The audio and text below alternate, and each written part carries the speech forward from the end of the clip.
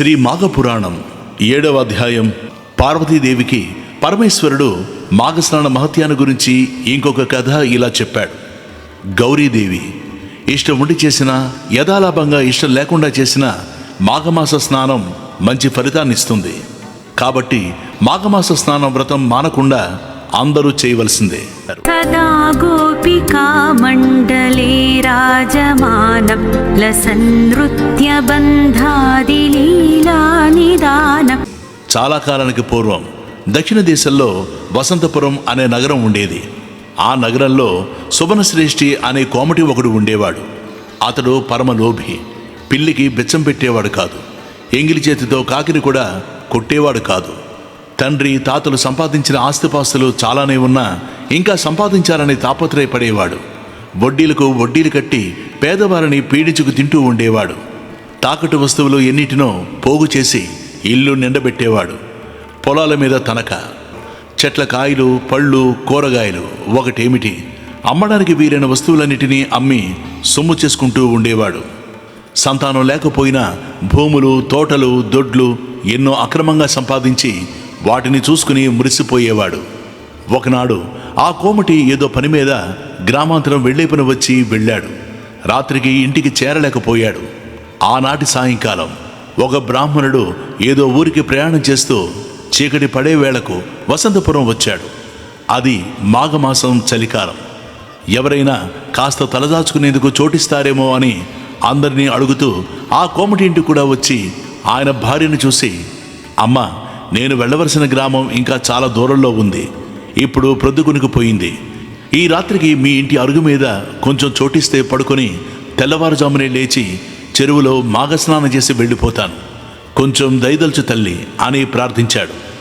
ఆమె చాలా దయగల తల్లి. అందుకే, అయ్యా, మీరు మా సావిట్లో ఆ వార పడుకోండి, పక్కకు కప్పుకునేందుకు దుప్పట్లు ఇస్తాను అంటూ దుప్పట్లు ఇవ్వడమే కాక ఇంట్లో ఉన్న కొన్ని పళ్ళు తినడానికి ఇచ్చింది. ఆ బ్రాహ్మణుడు సంతోషంగా వాటిని ఆరగించిన తర్వాత ఆవిడ ఆయనతో ఇలా అంది, అయ్యా, మీరు తెల్లవారుజామున లేచి మాఘస్నానం చేసి వెడతామన్నారు. మాఘస్నానం అంటే ఏమిటి? దాని విశేషం ఏమిటి? ఫలితం ఏమిటి? దయచేసి చెప్పండి అని అడిగింది. అప్పుడు ఆ బ్రాహ్మణుడు, తల్లి, ఇప్పుడు నడుస్తున్నది మాఘమాసం. రేపు పూర్ణిమ తిథి. అది పరమ పవిత్రమైన రోజు. మాఘమాస వ్రతమహిమ చెప్పాలంటే 1000 నోళ్లు గల ఆదిశేషుడు కూడా సఖ్యం కాదు.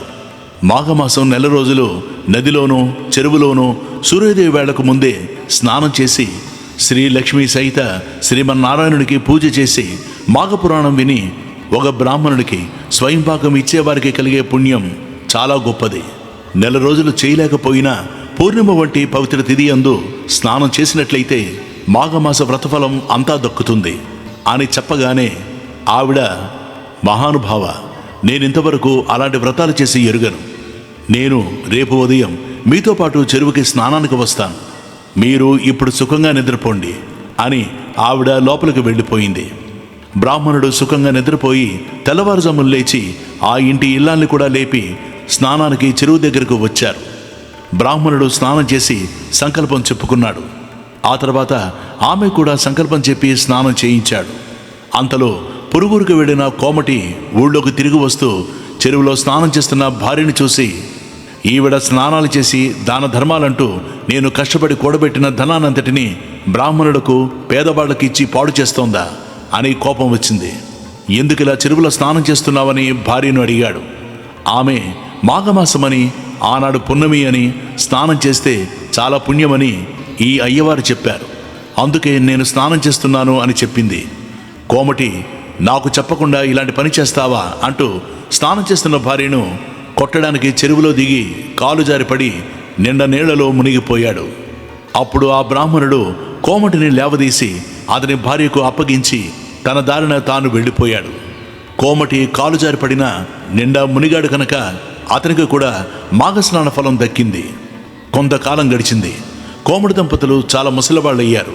రోగం కూడా వచ్చి ఇద్దరూ ఒకేసారి చనిపోయారు. కోమటిని తీసుకుపోవడానికి యమభటులు వచ్చి పాసాలతో లాగుతున్నారు. కోమటి భార్యను తీసుకుపోవడానికి దేవతలు విమానంలో వచ్చారు. అప్పుడు ఆమె యమభటులతో ఇలా అంది, యమకింకరుడారా, ఈ అన్యాయం ఏమిటి? భార్యాభర్తలం ఇద్దరు సమానమే కదా. నన్ను విష్ణులోకానికి తీసుకుపోవడం ఏమిటి? ఆయనను నరకానికి తీసుకుపోవడం ఏమిటి అని ప్రశ్నించింది. అందుకు వారు, అమ్మ, నీవు ఒక మాఘపూర్ణిమ నాడు చెరువులో మాఘస్నానం చేసినందువల్ల నీకు మహాపుణ్యం కలిగి విష్ణులోకానికి చేరే అదృష్టం పట్టింది. నీ మగడు ఎప్పుడూ ఇలాంటి స్నానాలు వ్రతాలు చేసి ఎరగడు. ఎవ్వరికి పైసా కూడా దానం ఇయ్యలేదు. ఇంటికి వచ్చిన వారికి ఒక పండును గాని కాయను గాని ఇయ్యలేదు. ఇలాంటి పాపాత్ముడిని తీసుకురమ్మని మా యమధర్మరాజు పంపించాడు. అందుకే తీసుకుపోతున్నాం అని చెప్పారు. ఆవిడ వారిని మళ్ళీ ఇలా ప్రశ్నించింది. అయ్యలారా, నేను పున్నమి నాడు స్నానం చేస్తుండగా నన్ను కొట్టడానికి చెరువులో దిగి కాలు జారిపడ్డ నా భర్త నీళ్లలో మునిగాడు కదా, అతనికి మాత్రం మాఘస్నాన ఫలం దక్కవద్దా? యమధర్మరాజు ఈ విషయం ఆలోచించవద్దా అని అడిగింది. అప్పుడు యమభటులు ధర్మ సందేహంలో పడ్డారు. అతనిని యమలోకానికి తీసుకుపోయి యమధర్మరాజు ముందు ప్రవేశపెట్టారు. దేవా, ఓ యమధర్మరాజా, ఈ కోమటి భార్య వేసిన ప్రశ్నకు మీరే సమాధానం చెప్పాలి అని అన్నారు. యమధర్మరాజు అతని సంగతి చక్కగా విచారించి, ఇతడు మాఘపూర్ణిమ నాడు అసంకల్పితంగానైనా చెరువులో మాఘస్నానం చేసినందుకు ఇతని పాపాలన్నీ తొలగిపోయాయి. కనుక ఇతనిని దేవ విమానం ఎక్కించి విష్ణులోకానికి పంపించండి అని భటులకు ఆజ్ఞాపించాడు. వారు ఆ కోమటిని విమానం ఎక్కించి విష్ణులోకానికి తీసుకుపోయి విడిచిపెట్టారు.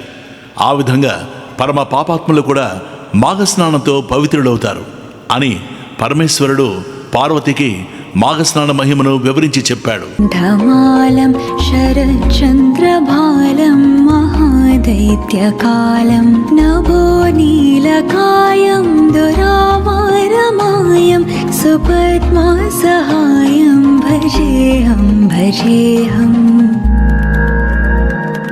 సదాంబోధివాసం గలత్పుష్పహాసం జగత్సన్నివాసం శతాదిత్యభాసం గదాచక్రశస్త్రం లసత్పీతవస్త్రం హసచారువక్త్రం భజేహం భజేహం రమాకంఠహారం श्रुतिव्रातसारं जलान्तर्विहारं धराभारहारं चिदानन्दरूपं मनोज्ञस्वरूपं धृतानेकरूपं भजेऽहं भजेऽहम्